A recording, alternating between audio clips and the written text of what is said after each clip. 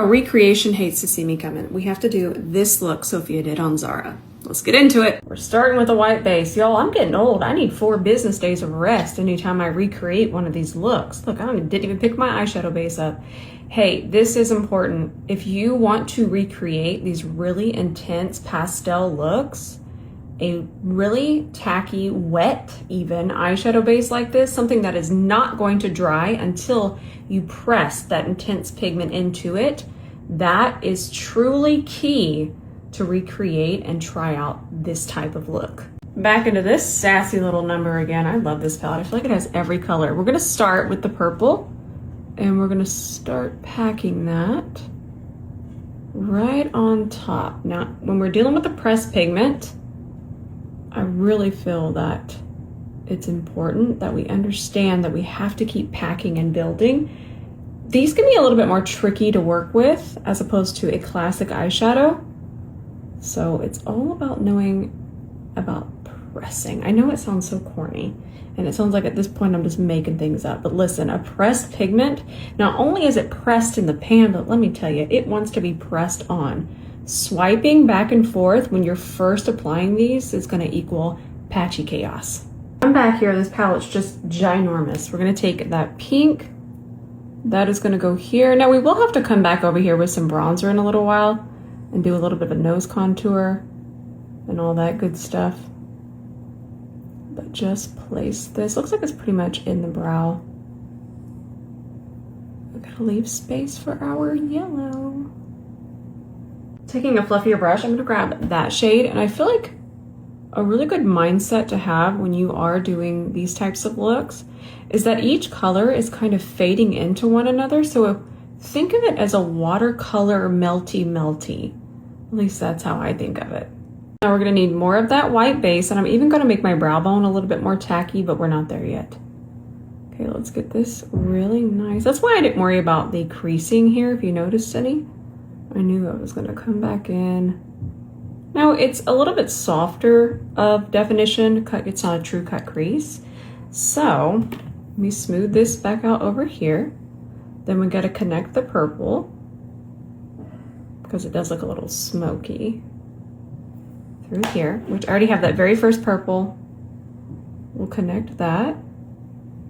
Oh wait, I was just tricking y'all, we're not ready. This is important because this really does need smoothed out, the white part.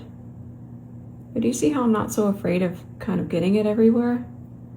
Ooh, this is gonna be so good. Where's my yellow? Now, believe it or not, the yellow that was in here I just think it's too neon. Okay, I don't know. I'm gonna start with this one, and if we have to come back to this, size difference. I'm just tired, so I'm switching palettes. I'm gonna take a little bit of this. Now, with all of the searching I was doing, creasing is completely normal. So let's give it a nice little tap, and we're ready. Yeah, I'm glad I switched. If I need to, I'll take a white eyeshadow and brighten it. But I know that we were gonna go in the wrong direction had we added that other one. Now remember I mentioned watercolor and everything kind of fading into one another, all of the colors touching and bleeding into one another. I'm taking whatever color is next to the yellow now. So right now I have the pink, and I'm just gonna soften some of that pink here. And then I'm grabbing the purple. That's gonna soften over here. Now we need to make sure that this is nice and tacky. You got a little bit of that white base. I'm trying to use a very small amount. I'm going to press this in with an E27. I feel like it's just gonna fit here really nicely. And that wet base is picking up our yellow perfectly. Now just keep packing. Now take a fluffier brush. This is the E29, it's the fluffiest in the collection. I have white shadow just on one side and I only did one tap in. I'm gonna take this and I'm just gonna blur this over. I don't know what this hand is doing. I really don't know. Put that away. We're just gonna melt and blur. Too much and we could muddy, but the right amount with pressing. So I want you to know, if you just heard Ben, he literally just asked, do you have those chocolate chips? We're talking about candy in this house. Give me that wing liner. It is all the way across, but I feel like it's definitely thicker on the outer part here. It is angled up. quite a bit.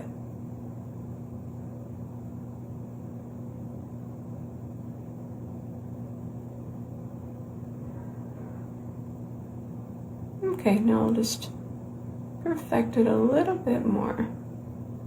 Lily Lashes self-adhesive. This is the style Scene Stealer. Get on there. Okay, I'm gonna let it warm up. Pull it over this way. Ooh, it's already pretty good in terms of knowing my eye shape. There we go. I love this foundation so much. It's gonna look a little off. For one thing, the eyeshadow, anytime you do a sassy fun eyeshadow color, it could make you like the color of your foundation a little less. Not too bad. Also, it's important to wait on dry time because this is a long wear matte. And I'm not gonna speed through complexion, but we still got quite a bit to do on the eye, so I'm not just gonna yap a whole lot about it. Melty. Take this little fluffy brush here. Don't be looking at this brush. Don't even look at it. Look at it a little bit. And I'm taking I'm taking a small amount of that foundation and it's just gonna melt that white base away, add my skin tone back here, my undertone, melty. And I'm gonna do cream bronzer, so I need to switch to a different brush. I like this brush. I feel like this brush has got some potential, my friends. So I want my bronzer to be more pigmented, less diffused, but still beautifully blended. So we're gonna reach for the C43. Sometimes I feel like it's fun to pretend I'm on like a late 90s infomercial with the brushes. I feel like I wanna do a whole campaign like that. It just makes me laugh so hard. All right, so we're getting our sculpt, our transition, but because this is so dense and round, we're getting more pigment instead of diffused pigment, which is what I'm after today. So remember how I mentioned the bronzer? I added a little bit more here. Okay, I'm in the bronzer through here. I'm getting ahead of myself. I'm too excited. I'm gonna take whatever's on here. I don't wanna pick up too much. And I'm just gonna push it right through here. I feel like this brush is so great for this technique that I'm seeing a lot of makeup artists do right now. Perfect, boom, easy peasy. And it's stamping it on top, so that's why it's a lot easier. This is the key. If you want that neon bright blush, you need to go so much brighter. You could even use a white base for your blush, but this pink, very light pink highlighter seems to work just fine for me. The blush is on the side of the face. So we're gonna I'll take this brush and, oh, Sheila, where are you? I'm sitting on you, Sheila. So we need to wipe this off and then we'll smooth it out. Just gotta get it nice and smooth. And I'm doing this before concealer. That way I can shape what I need to reshape back. Look at how pretty this blush palette is. Y'all, it's a magnet and I've struggled getting it open. Don't ask at this point. This is going to be perfect. Let's take it on a C41. It's probably too much. I'm using my mirror as a monitor. It's absolute chaos. Okay, so we're just gonna start to press that right here. There's a lot of draping going on. And I'm here for that. Okay, got that. Then I'm gonna wipe my brush off and I'm gonna take this shade and blur these edges. Nice. And then I'm gonna take a little bit across my nose because I'm not gonna put concealer there. I feel like the full coverage foundation's enough. Any excuse to put this much blush on my nose. I'm just gonna use a concealer that's pretty close to my skin tone. I don't think there's a whole lot of brightening underneath the eye. So I think we're gonna be good with just this. You know what we're not good with? Misplacing brushes. Yeah, that's gonna be perfect. Okay, let's blend this out. I'm still gonna do a ton of white eyeshadow base through here because you have to finish that inner corner. So that's why I'm taking this pretty far in here, not really being mindful of that inner corner. Yeah, I feel like that's nice and brightening enough. All right, get your white base and I'm really gonna pile that back on. We need neon. I am gonna switch brushes and then I'm going to, I knew I wanted to brighten. I'll just use this white base to brighten a little bit, but I'm gonna bring it down and I switched to a bigger brush. That way I don't have quite as much intensity and pigment from the white. Just a nice little light bright. Now I grabbed the neon and we definitely wanna brighten in here. And I think, oof, Ben's in his meeting in there. Now I'm just gonna finish with these two shades. I'm gonna finish under here and then I'll set and then we'll flip back around so you can see me put the rhinestones on closer. Let's do this Givenchy pressed powder. Really get that even into the yellow a little bit. It's just gonna blur everything, blur edges. I am gonna skip going over top of my bronzer, and I'm gonna skip going over my blush because I don't want to dull those. So if I wanna lightly set, I'm gonna switch to a C41 and then go over. That way we're not muddying and dulling. All right, let's do this. We got our duo line at Lash. Mine are gonna be bigger. I didn't have the right size. I didn't know. And now I'm bashful. Ooh, this is fun. Now we got these little green ones. I did have the green ones, which is really nice. Green, green, green. Okay. Go through a little askew.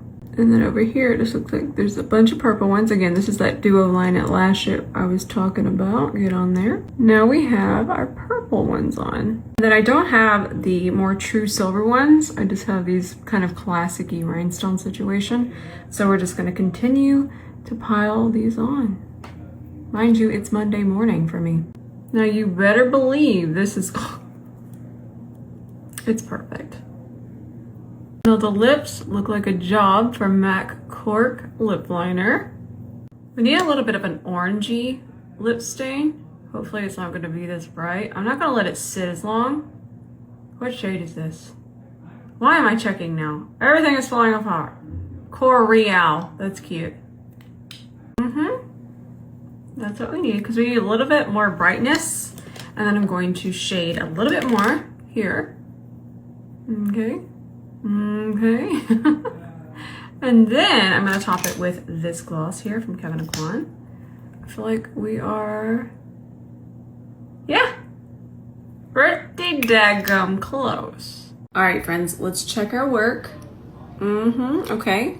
I think we ticked all the boxes. In fact, the lip is kind of impressive. I'm not gonna lie. I got that pretty spot on. All right, my friends, I think I got everything covered. I hope you enjoyed this tutorial as much as I enjoyed painting it. I feel like I have forgotten something. If I did, let me know kindly in the comments. And let me know what look you want to see. Let me tell you, a recreation hates to see me coming these days. I love you all so much. I love you with all of my heart. Thank you for being here with me. And until the next video, bye for now.